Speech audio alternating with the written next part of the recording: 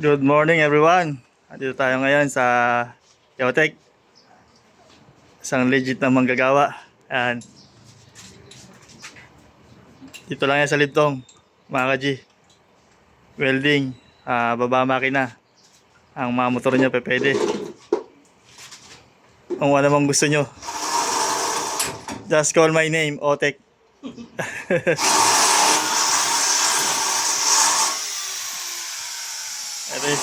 Ito sa akin, pagagawa ko ng clutch lining para magandang arangkada.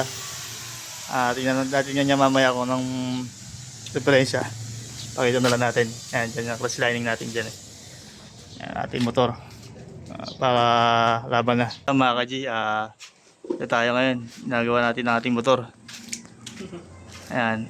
Ganun pala yun. Pag ang ating chainsaw maitim na, isa lang pala ang sakit niyan, mga ka-G. Kailangan pala ang ating clutch lining palitan na. Ayun pala yun. Pala nagtataka ako pag nag-chainsaw ako maitim. Yan. Kala mo ilang buwan na ginamit. Pero isang buwan lang yan. Every month nag-chainsaw tayo. Yan pala yan. Ang solusyon yan. Pag maitim na yung ano mo, chainsaw, kailangan mo magpalit na ng clutch lining. Yan.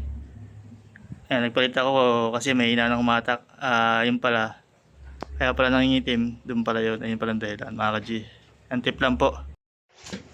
Ayan po, ginawa ko na rin po yung ating starter, pati yung clutch lining.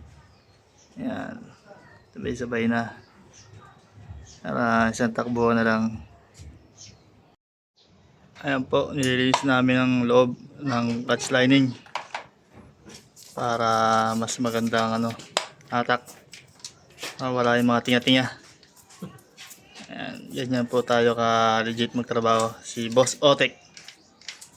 Legit. Dito lang yan sa Libtong.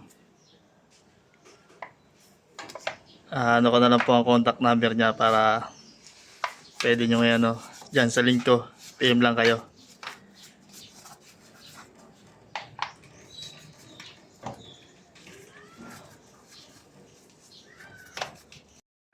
Ayan po, nilagyan ng langis ang clutch lining na bago para magandang pagkalapat. Ayan.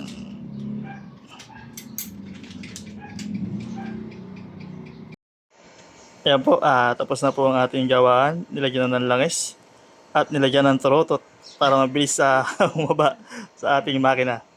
Ayan po. Start na lang natin mamaya. Ayan po, okay na po ang ating motor. Kung gusto nyo magpagawa, nandiyan na po ang comment section. Comment lang po kayo at PPM na po. Siyempre, subscribe din po kayo. Diyan lang po sa aking comment section. Nandiyan po ang link para subscribe nyo po. Yung blue na link po. Salamat po.